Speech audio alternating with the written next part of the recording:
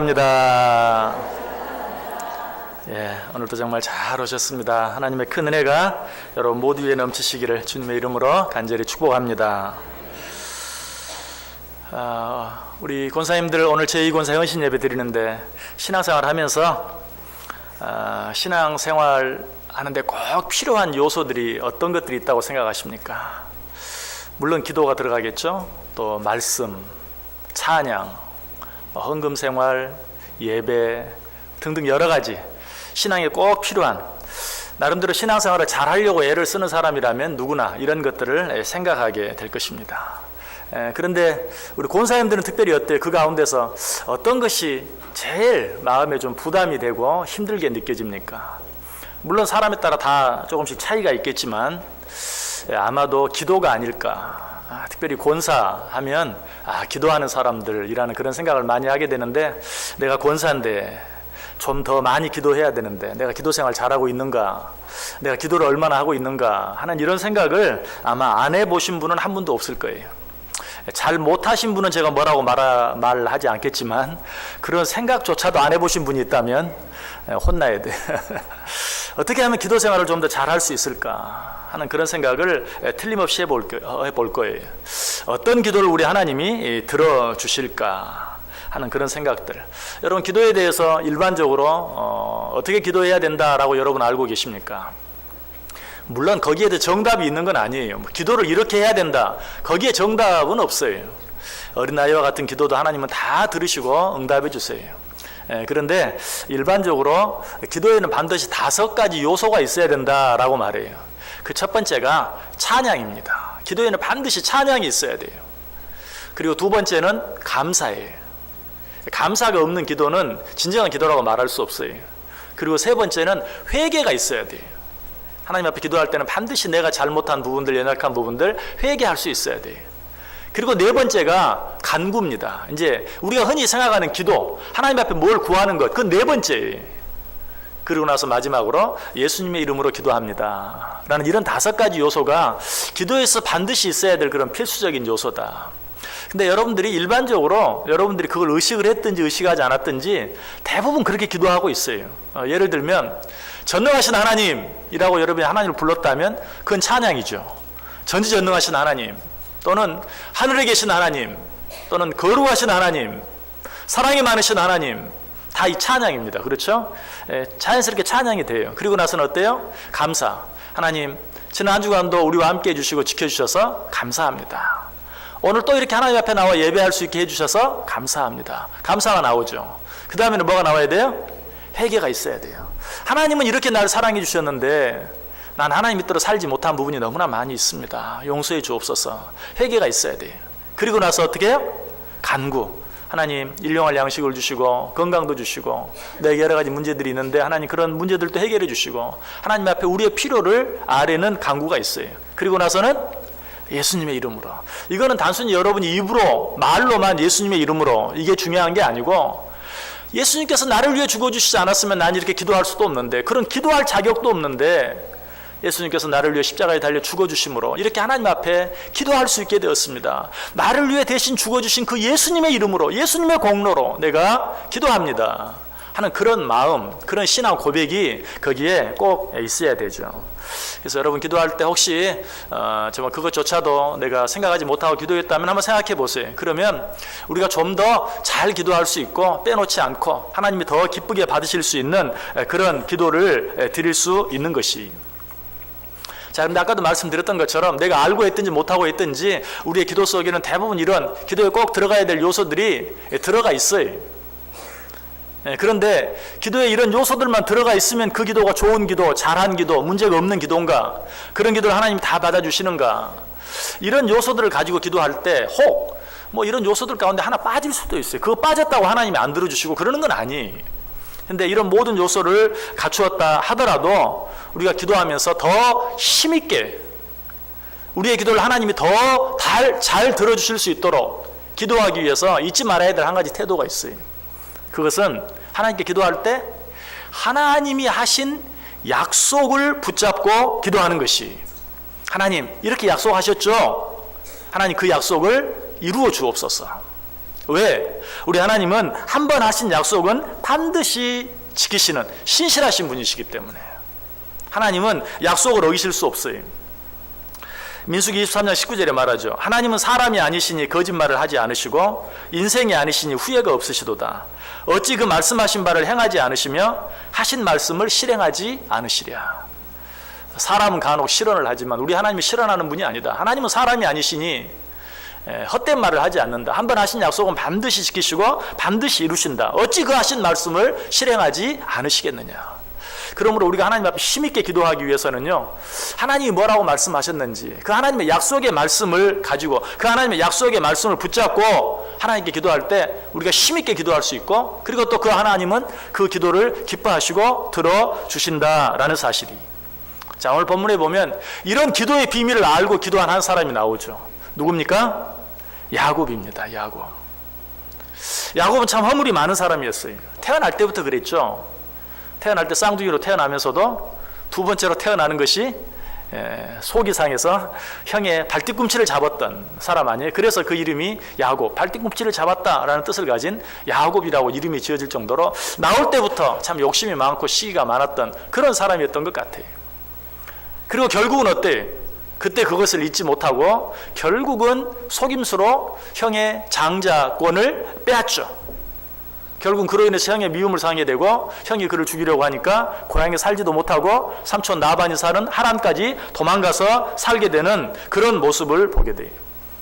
하란에 가서의 삶은 어땠어요? 거기서도 그저 편안하게 내가 여기서라도 잘 살아야지. 그런 것이 아니라 또 그 삼촌 나반의 재물을 아주 교묘한, 글쎄요, 속임수는 아니었다 할지라도 저 교묘한 계략으로 삼촌 나반의 재물도 많이 취하했어요. 그렇게 해서 부자가 되었어요.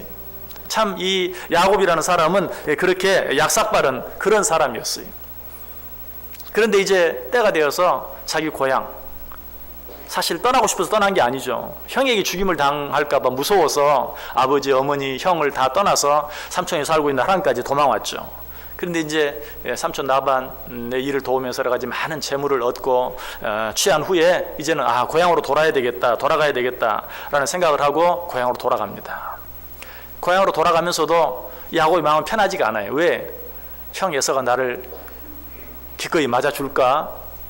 그때 내가 형 장자권을 빼앗아 가지고 왔는데 나를 용서해 줄까 하는 그런 불안한 마음. 그래서 먼저 조언을 보내죠. 뭐라고? 동생 야곱이 온다고. 그랬을 때 형 에서가 어떻게 해요? 400명을 거느리고 야곱이 오는 그곳을 향해서 나아오는 것을 보게 돼요. 얼마나 무서웠겠어요. 여러분, 이건 단순한 환영이 아니, 단순히 환영하려면 그런 잘 길리워진 400명을 데리고 올 리가 없죠. 내가 기다렸다. 내가 그동안 얼마나 칼을 갈고 있었는 줄 아느냐. 정말 그동안 쌓인 한을 풀기 위해서, 복수하기 위해서 형 에서가 오는 것이 얼마나 두려웠겠어요. 여러분, 그런데 그때 이 야곱이 하나님께서 하셨던 약속, 언제? 그 형의 장자권을 빼앗고 고향 땅을 떠나서 하란으로 가는 도중에 하나님이 해주셨던 약속, 사닥다리 기억하시죠? 천사들이 사닥다리를 오르락 내리락 하면서 광야에서 돌베개 베고자 하는 야곱을 찾아오셔서 하나님이 해주셨던 약속의 말씀, 창세기 28장에 나와요. 어떤 약속이었습니까? 13절에 보면 여호와께서 그 위에 서서 이르시되 나는 여호와니 너의 조부 아브라함의 하나님이요 이삭의 하나님이라. 내가 누워있는 땅을 내가 너와 내 자손에게 주리라. 네가 지금 누워서 돌 베개하고 잠을 자고 있는 그 땅 내가 너에게 줄게. 아니, 너의 자손에게 내가 줄게. 하나님이 약속했어요. 지금 그 땅으로 지금 야곱이 돌아오고 있어요.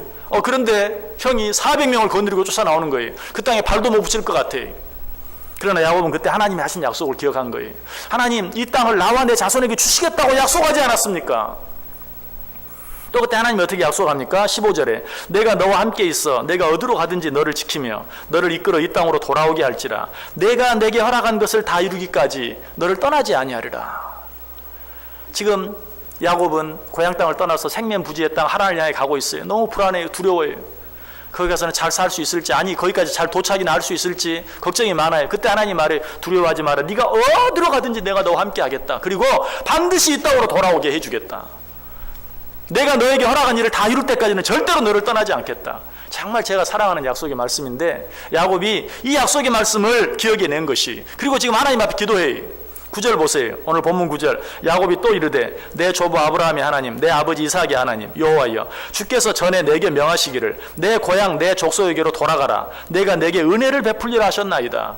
하나님, 내 고향 땅으로 돌아가라고 하시지 않았습니까? 그 땅을 나와 내 후손에게 주겠다고 하지 않았습니까? 내가 반드시 나로 하여금 이 고향 땅으로 돌아오게 해주시겠다고 약속하지 않았습니까? 그 일을 다 이룰 때까지 나를 떠나지 않겠다고 하지 않았습니까? 하나님이 하신 약속을 붙잡고 기도하는 거예요. 특별히 여기서 아브라함의 하나님, 이삭의 하나님, 여러분 이렇게 부르는 이유가 뭔 줄 아세요? 자기에게 한 약속만으로도 부족해서 우리 할아버지와 하신 약속, 우리 아버지와 하신 약속, 우리 할아버지와도 약속하지 않았습니까? 내 자손이 저 하늘의 별과 같이 바다의 모래같이 많아질 것이라고 하지 않았습니까? 또 내 아버지에게 하신 약속, 그런 약속까지도 다 얘기하면서 아브라함의 하나님, 이삭의 하나님 라고 말하면서 하나님께 기도하고 있는 모습을 보게 돼요. 이 9절에 있는 말씀은 형이 400명을 거느리고 온다고 하니까 두려워서 야복강을 건너지 못하고 그 나루터에서 지금 하나님 앞에 간절히 기도하는 거예요. 어떻게 기도했을 것 같아요? 하나님 제발 우리 형의 마음을 좀 부드럽게 해주세요. 하나님 나를 이 땅으로 돌아오게 하신다고 했는데 지금 형이 400명을 거느리고 나를 대적하기 위해서 나옵니다. 하나님 저 형의 마음을 부드럽게 해주지 아니하면 내가 내 고향 땅으로 돌아갈 수 없습니다. 하나님 약속은 물거품이 됩니다. 아마 그렇게 기도했을 거예요. 여러분 이 야곱의 기도를 하나님이 들어줬습니까? 안 들어줬습니까? 들어주죠. 창세기 33장 4절에 에서가 달려와서 그를 맞이하여 안고 목을 어근 맞추어 그와 입 맞추고 서로 우니라. 놀라운 변화가 일어난 거예요. 야곱이 복수하기 위해서 400명을 거느리고 달려오다가 그 야복강 나루터에서 하나님께 간절히 기도하는 그 야곱의 기도 하나님이 들어주셔서 오다가 많이 변한 거예요. 아니 언제 변했는지 확실히 몰라요. 아마 야곱 앞에 딱 서는 순간 그 마음이 녹아내려져 버렸는지도 몰라요. 그리고는 그가 목을 어금 맞고 울면서 반갑다, 잘 돌아왔다 내 동생아 하고 야곱을 맞이하는 그런 모습을 보게 되는 것이, 여러분 이것이 하나님의 약속에 의지해서 하나님의 약속을 붙잡고 드리는 기도의 힘이, 여러분 하나님의 약속을 붙잡고 기도하세요. 이거는 부모와 자녀 사이의 관계를 통해서도 잘 확인할 수 있어요. 자, 자녀들이 이야기합니다. 아빠 나랑 놀아줘. 아 시간 없어, 나 너무 지금 피곤해. 엄마 나 뭐 사줘. 아 지금 돈이 없어. 우리는 이런 핑계 저런 핑계로 빠져나가려고 하죠. 그때 꼼짝없이 당하는 일이 있어요. 뭐라고 말하면 엄마 아빠 약속했잖아. 언제 나랑 놀아주기로, 언제 나랑 어디 가기로, 언제 이거 사주기로. 그럴 때도 우리는 또 어떻게든지 빠져나가 보려고, 내가 언제 요즘 그냥 TV만 틀면 나오는 기억이 잘 안 나서 나 기억이 잘 안 나는데 뭐 내가 언제. 여러분 그런데도 꼼짝없이 당하는 게 어떤 뭐 있어요. 엄마가 언제 몇 년 몇 월 며칠 몇 시에 어디에서 약속했잖아. 그러면 어때? 할 말이 없는 거예요. 요즘 아이들 같으면 아마 스마트폰에도 녹음해가지고 딱 틀어줄지도 몰라요. 이거 봐. 여러분 그런데도 안 들어줄 수가 없죠. 물론 뭐 형편이 안 되면 할 수 없지만 다른 핑계를 댈 수가 없어요. 약속했잖아. 여기 봐, 이 증거가 있잖아. 라고 말하면 뭐 별 수가 없어. 들어줄 수밖에 없어요.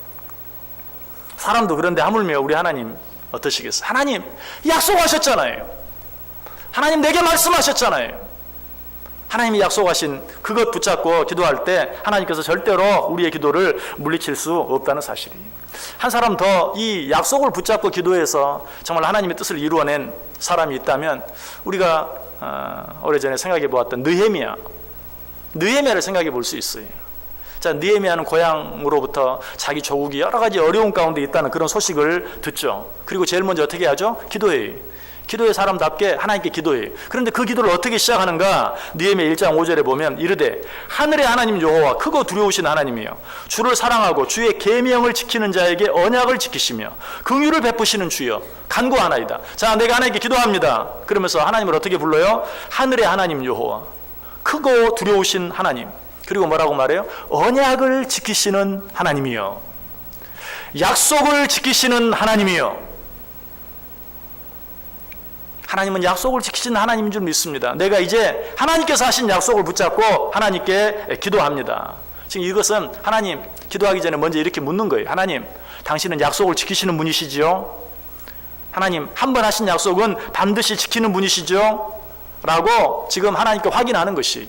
그러고 나서 실제로 하나님께서 하신 약속을 가지고 기도하기 시작해. 느헤미야 1장 8절 9절 보면 옛적에 주께서 주의 종 모세에게 명령하여 이르시되 만일 너희가 범죄하면 내가 너희를 여러 나라 가운데 흩을 것이요 만일 내게로 돌아와 내 계명을 지켜 행하면 너희 쫓긴 자가 하늘 끝에 있을지라도 내가 거기서부터 그들을 모아 내 이름을 두려고 택한 곳에 돌아오게 하리라 하신 말씀을 이제 청하건대 기억하옵소서.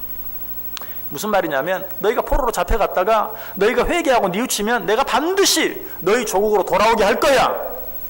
하나님이 약속하신 거예요. 느헤미야는 이 사실을 기억하면서 지금 포로 생활하고 있는데 조국이 그냥 황폐해지고 망해지고 있다는 그런 소식을 들으면 우리는 어떡하라고요? 언제 돌아가라고요? 어디로 돌아가라고요? 하나님 우리 돌아가게 해주시겠다고 약속하지 않았습니까? 라고 하면서 약속하신 말씀 가지고 하나님께 기도하고 있는 것이 이제는 그 약속을 이루어 주옵소서. 이 약속이 어디에 있습니까? 여러분 성경 한번 찾아보세요. 신명기 30장에 있어요. 신명기 30장 1절에서 4절. 구약성경 309페이지쯤에 있습니다. 309페이지. 신명기 30장 1절에서 4절까지.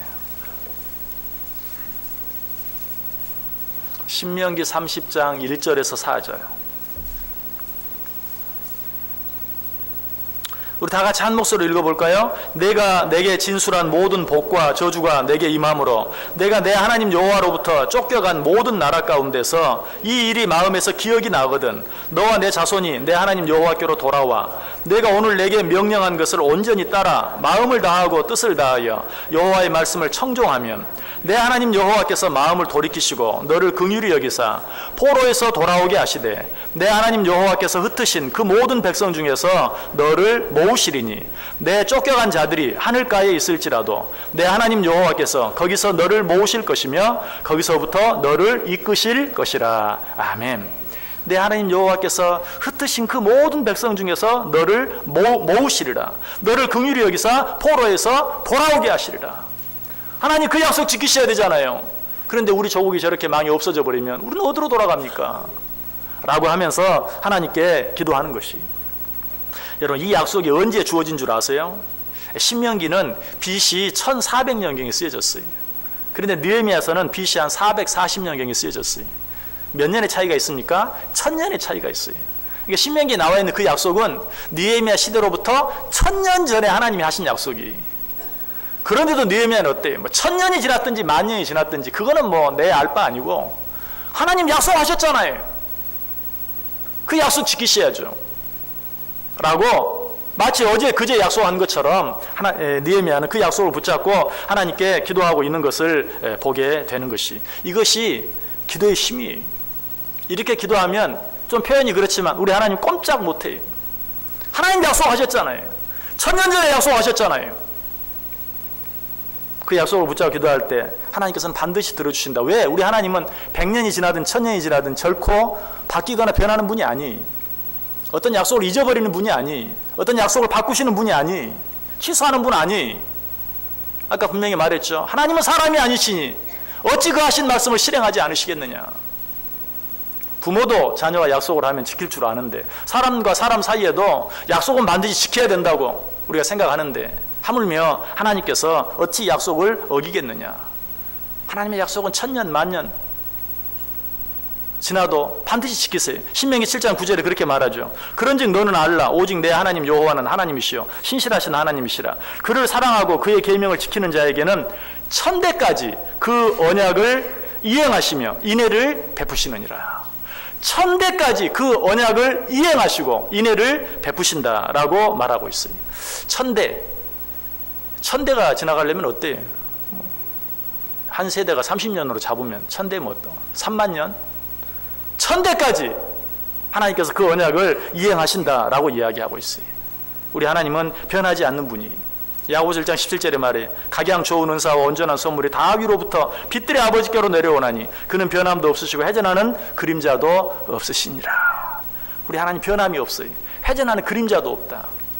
여러분 그림자는요 똑같은 것 같아도 시시각각으로 계속 변해. 길어졌다가 짧아졌다가 길어졌다가 짧아졌다가. 그러나 우리 하나님은 그림자도 없으시다. 그 말은 무슨 말이냐? 변하지 않는다. 조금도 변하지 않는다. 더더욱 성경은 우리 하나님에 대해서 뭐라고 말합니까? 우리 하나님은 거짓말을 할 수 없는 분이다. 우리 하나님이 거짓말을 안 하시는 게 아니라 우리 하나님은 거짓말을 하실 수 없는 분이라고 이야기. 히브리서 6장 18절에 말하죠. 이는 하나님이 거짓말을 하실 수 없는 이 두 가지 변하지 못할 사실로 말미암아 앞에 있는 소망을 얻으려고 피난처를 찾은 우리에게 큰 안위를 받게 하려 하심이라. 거짓말을 하실 수 없는 분. 그렇기 때문에 하나님께서는 그 입으로 한 번 약속하신 것은 반드시 지킬 수밖에 없다. 자, 그런데 하나님께서 우리에게는 어떤 약속을 주셨습니까? 하나님의 약속이 뭡니까? 성경 66권 하나님의 말씀.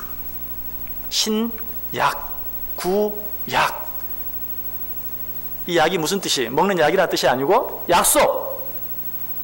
새로운 약속, 오래된 약속. 성경 66권은 모두가 뭐예요? 하나님의 약속의 말씀이. 이 약속의 말씀을 붙잡고 기도해야 돼. 그런데 약속을 알아야 약속의 말씀을 붙잡고 기도할 거 아니에요. 그렇죠? 약속을 모르면 약속 한 사람이 나 기억 안 나는데, 그런데 자기도 기억이 안 나면 뭐 따질 수가 없잖아요. 그죠? 나는 잊어버리지 말아야죠. 하나님이 하신 약속을 내가 알아야 기도할 때 그 약속을 가지고 하나님 앞에 힘있게 간구할 수 있는 것이. 어떻게 해야 말씀을 알 수 있습니까? 말씀을 읽고 들어야죠. 말씀을 읽고 듣지 아니하면 알 수가 없어요. 로마서 10장 13절에 말합니다. 누구든지 주의 이름을 부르는 자는 구원을 얻으리라. 그러나 그 다음에 보면 그들이 믿지 아니하는 일을 어찌 부르리요? 듣지도 못한 일을 어찌 믿으리요? 전파하는 자가 없이 어찌 들으리요? 물론 이 말은 복음을 전하는 자들에게 해당되는 이야기.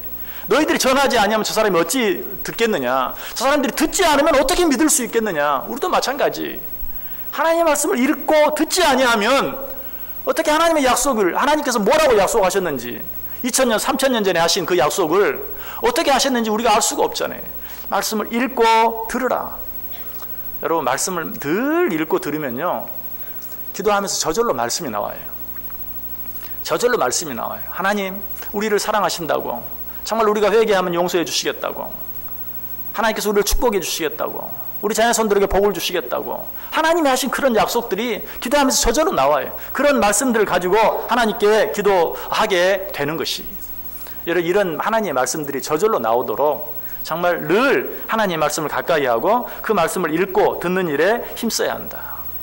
그래, 단순히 읽고 듣는 것만이 아니라 좀 더 잘 우리가 하나님의 말씀을 기도하면서 그 약속의 말씀을 붙잡고 기도하기 위해서는 그 말씀을 주야로 잘 묵상해야 돼요. 아까 야곱의 이야기를 했잖아요.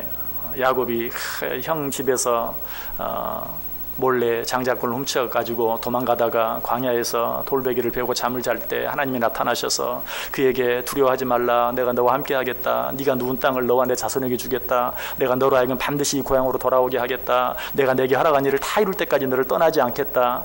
여러분, 이걸 기도하기 위해서는 그 야곱이 왜 그 돌베개를 베고 광야에서 잤는지, 왜 그런 일이 생겼는지, 장자권 빼앗아서 도망가다가 그랬구나.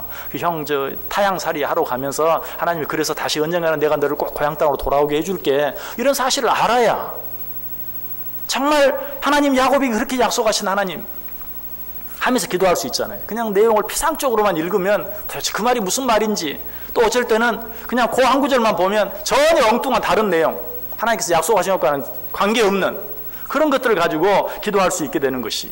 그러므로 하나님의 약속의 말씀을 바로 잘 이해하기 위해서는 어떻게 해야 돼요? 그 말씀을 주야로 묵상해야 돼요.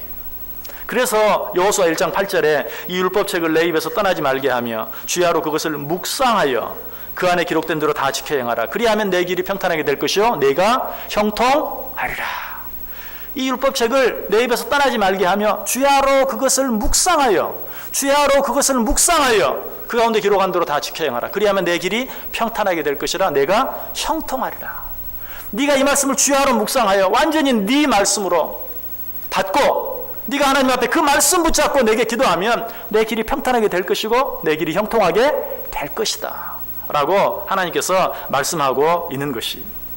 여러분, 그래서 할 수 있다면 하나님 말씀을 듣고 읽기를 힘쓰되 그 말씀을 또 주야로 묵상하되 할 수 있다면 아주 외워버리세요. 외워버리세요. 출애굽기 17장 14절에 보면 이런 말씀이 나와요. 여호와께서 모세에게 이르시되 이것을 책에 기록하여 기념하게 하고 여호수아의 귀에 외워 들리라. 하나님께서 모세의 뒤를 이어 이제 이스라엘 백성들을 인도해 나아가는 여호수아에게 이 말씀을 그 귀에 아주 못이 박히도록 해서 외워버리게 해라. 그 말은 무슨 말이에요? 여호수아가 앞으로 이스라엘 백성들을 잘 다스려 나가기 위해서는 다른 방법이 없다. 내가 먼저 했던 모세에게 했던 그 약속의 말씀들, 그 모든 일들, 그런 일들을 여호수아의 귀에 아주 못이 박히도록 해서 그 모든 것들을 완전히 외워버리도록 해라. 그러면 여호수아가 이스라엘 백성들을 이끌어가는데 어떤 일을 만나든지 하나님 모세에게 이렇게 약속하지 않았습니까? 하나님 모세가 이 사람들을 인도할 때 이렇게 해주시지 않았습니까? 왜 나에게는 해주시지 않습니까? 왜 이 약속을 지키지 아니하십니까? 라고 하나님 앞에 구할 것이고, 그렇게 할 때 내가 어떻게 그 간구를 듣지 않을 수 있겠느냐, 못 들은 척할 수 있겠느냐. 그러므로 이 말씀들을 여호수아의 귀에 외워 들리라. 실제로 우리가 하나님 말씀을 자주 읽고 듣고 주야로 묵상하고 아예 외워버리고, 아니 설령 외우지는 못한다 할지라도 여러분이 자주 듣고 읽기만 해도요, 누가 우리를 도와주십니까? 보혜사 성령이 도와주세요. 성령이 뭐라고 어떻게 도와준다고 그래요? 내 안에 있는 말씀이 필요에 따라 때에 따라 생각나게 해주시겠다. 여러분 그런 은혜를 체험하지 않습니까? 저는 참 이제 특별히 설교 준비하면서 많이 그런 은혜를 체험해요. 왜냐하면 그 말씀이 생각이 나요. 물론 무슨 책, 무슨 장, 무슨 절에 있는지 그거는 잘 모르겠어요. 그런데 전혀 내가 뭐 이렇게 늘상 생각하지 않았던 그런 말씀이 설교를 준비하는데 그 말씀이 생각이 나요. 이제 그 말씀을 찾죠. 그 말씀이 어디에 있지? 무슨 책에 몇 장 몇 절에 있지? 그건 이제 찾는 거예요. 몇 장 몇 절까지는 다 모르더라도 어떤 말씀들이 생각이 나요. 얼마나 나 자신에게 먼저 은혜가 되는지 몰라요. 여러분 말씀을 자주 가까이 하면 기도할 때 그 하나님이 하신 약속의 말씀들이 생각나고, 그 약속의 말씀을 가지고 하나님께 기도할 때 우리 하나님께서는 그 약속의 그 기도를 반드시 들어주실 수밖에 없다라는 사실이에요. 우리 오늘 헌신 예배를 드리는 제2권사의 권사님들, 뿐만 아니라 제1권사의 권사님들, 아니 권사님들 뿐만 아니라 여러분, 기도와 상관없는 분이 누가 있습니까? 기도와 상관없는 분이 누가 있어요? 여러분 기도의 부족함을 느끼지 않는 분이 계십니까? 그런 분 없어요. 많이 하면 할수록 더 부족함이 느껴져요. 자, 우리가 어떻게 하나님께 기도해야 할까요? 하나님의 약속의 말씀을 붙잡고 기도해 보세요. 그러면 하나님은 꼼짝없이, 하나님은 그 하신 약속의 말씀을 붙잡고 기도하는 자들을 절대로 그냥 내버려 둘 수 없는 것이. 여러분 그래서 제가 한 가지를 부탁하고 말씀을 마치려고 그래요. 자, 하나님 말씀을 읽고 들으라. 하나님 말씀을 주야로 묵상하라. 하나님 말씀을 외워라. 이것들과 다 관계가 있는 것이지만 성경을 공부하는 일, 여러분 이 일에 힘써야 돼요. 물론 말씀을 듣는 것도 성경 공부예요. 그렇지만 성경을 깊이 함께 나누고 또 교제하고 하는 것들은 우리가 꼭 필요해요. 그런데 아마 우리 권사님들 가운데 기도의 필요성, 찬양의 필요성, 말씀의 필요성, 예배의 필요성, 여러 가지 많은 것들을 느끼고 또 부족함을 느끼면서도 성경 공부는 시간 나면 하고 시간 안 나면 안 해도 되는, 아마 그렇게 생각하는 분들이 혹 있을지 몰라요. 물론 그렇게 생각하시지 않겠죠. 그렇게 생각하지 않죠? 예, 그렇게 생각 안 해요. 그렇게 생각하지 않으시죠? 예, 하지만 성경 공부에 대해서는 부담을 덜 느끼는 분들은 틀림없이 있을 거예요. 예배를 못 나오면 부담을 느끼는데 성경 공부, 그거는 그냥 이렇게 곁다리로 엑스트라로 하는 거 아닌가 하는 그런 생각을 하시는 분들이 있을 거예요. 아니, 여러분 성경에 보면 베드로후서 3장 16절에 보면 이런 말씀이 있죠. 또 그 모든 편지에도 이런 일에 관하여 말하였으되 그 중에 알기 어려운 것이 더러 있으니 무식한 자들과 굳세지 못한 자들이 다른 성경과 같이 그것도 억지로 풀다가 스스로 멸망한다. 성경을 억지로 풀지 마라. 때때로 나 혼자 고민하고 묵상한다고 큐티한다고 나 혼자 그 말씀 붙잡고 하다가 잘못하면 엉뚱한 길로 삼천포로 빠질 수가 있어요. 악한 사단이 나를 그냥 낚아채울 수 있어요. 이단이 나를 가로채울 수 있어요. 그래서 말씀을 바로 잘 배우는 노력이 필요해요. 실제로 베레아 사람들이 그러했다고 이야기해요. 사도행전 17장 11절에 베레아에 있는 사람들은 데살로니가에 있는 사람들보다 더 너그러워서 간절한 마음으로 말씀을 받고 이것이 그러한가 하여 날마다 성경을 상고하였다. 이것이 그러한가 하여 날마다 성경을 상고하였다. 이것은 단순한 그런 묵상보다도 성경을 연구하고 공부한 거예요. 실제로 바울 사도가 그렇게 성경을 가르쳤던 것을 사도행전 19장 9절을 통해 알 수 있죠. 어떤 사람들은 마음이 굳어 순종하지 않고 무리 앞에서 이 도를 비방하거늘 바울이 그들을 떠나 제자들을 따로 세우고 두란노 소원에서 날마다 강론했다. 이건 설교와는 다른 것이 강론했다. 강의했다. 그리고 제자들은 그것을 배웠다라고 이야기하고 있어요. 그래서 우리 오늘 헌신 예배를 드리는 우리 권사님들 또 뿐만 아니라 우리 온 성도님들 이제 교회에서 규칙적으로 수요 성경 대학을 하고 그래도 1년에 2차례씩 아니 2차례가 아니에요. 이제는 4차례. 지금도 수요일 저녁을 여러분들에게 사실은 부담을 좀 덜 주기 위해서 수요일 날 예배에 참여만 해도 성경을 공부하는 일에 참여할 수 있도록 그렇게 배려를 하는 겁니다. 여러분 이런 일에 적극 참여하세요. 성경을 배우지 아니하고 성경을 바로 알 수 없고 성경을 바로 알 수 없으면 바로 기도할 수 없어요. 그러면 어때요? 정말 기도의 사명을 가진 우리 권사님들이 성경을 바로 알지 못하고 그 말씀을 바로 붙잡고 있지 아니하면 올바른 기도, 힘 있는 기도를 할 수가 없어요. 그러면 어때요? 여러분의 가정도 힘이 없어지고 우리 교회도 힘이 없어져요. 정말 이 교회는 모두의 기도가 필요하지만 특별히 권사님들의 기도가 얼마나 필요한지 몰라요. 어쩌면 우리 한국교회 여기까지 온 것 우리 권사님들의 기도에 힘이 있는지도 몰라요. 이렇게 말하면 뭐 다른 분들도 서운할지 모르지만 정말 권사님들은 기도하는 줄 알고 아주 기도하며 살았어요.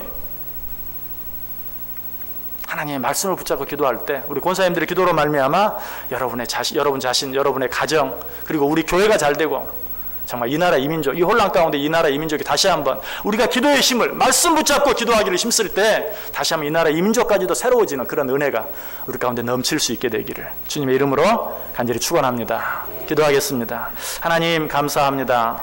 오늘 또 우리 권사의 헌신 예배를 드리면서 하나님의 말씀을 듣게 하시니 감사합니다. 우리 권사님들 하나님께서 기뻐하시는 기도, 응답되는 기도를 드리기 위하여 하나님의 말씀 더 가까이 하게 하시고 더 묵상하게 하시고 더 암송하게 하시고 더 배울 수 있도록 은혜 베풀어 주옵소서. 예수님의 이름으로 기도드리옵나이다. 아멘.